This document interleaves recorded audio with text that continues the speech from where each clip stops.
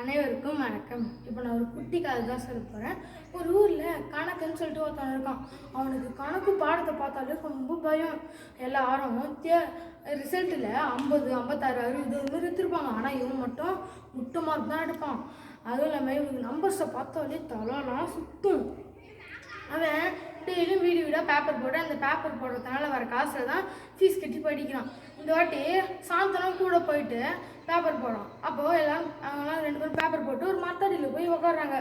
உட்காந்துட்டு சாயந்தரம் வந்து கணக்கனுக்கு கேட்குறான், கணக்கா உனக்கு என்னடா நீ எத்தனை வீட்டுக்கு பேப்பர் போட்ட, எத்தனை பேப்பர் போட்ட, அந்த பேப்பரோட விலைலாம் எவ்வளோ, இந்த பேப்பரை வச்சு வர சம்பளத்தில் உங்கள் குடும்பத்தோட செலவு சதவீதம் என்னன்னு சொல்லிட்டு கேட்டு அந்த கொஷினுக்கு அவன் ஆன்சர் எழுத வைக்கிறான். அந்த கணக்கு எடுத்துமே அவன் கணக்கு வாத்தியாராண்ட கொடுத்து காட்டுறான். கணக்கன் இது வந்து இதாண்டா கணக்கு அப்படின்னு சொல்லிட்டு சார் வந்து பாராட்டுறாரு. இதுக்கு சாந்தன் சொல்கிறான், முதல்ல நீ உன்னோட கணக்கை நல்லா பாரு, உணர்வை பாரு, அப்புறமா அடுத்தவங்க எழுதின கணக்கை நீ படிக்கலாம் அப்படின்னு சொல்லிட்டு சொல்கிறான். அப்பத்துலேருந்து கணக்கு மேலே ஆர்வம் வர ஆரம்பிச்சிது.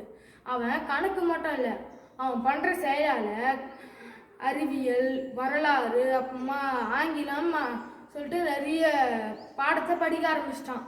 அப்போ கணக்கன் ஒன்று பாட்டு பாடுறான். கணக்கு கணக்கு எங்கும் கணக்கு, எதிலும் கணக்கு, சூரியம் உதயம் கணக்கு, மறைவது இயற்கை கணக்கு, உயிர் பசி கணக்கு, உண்டு சிரிப்பது கணக்கு, பாட்டு தாளம் கணக்கு, ஆட்ட ஓட்டம் கணக்கு. இந்த கணக்கை நீ அறியாமல் நீ நடந்துக்கிட்டா உனக்கு பிணக்கு பிணக்கு பிணக்கு. நன்றி, வணக்கம்.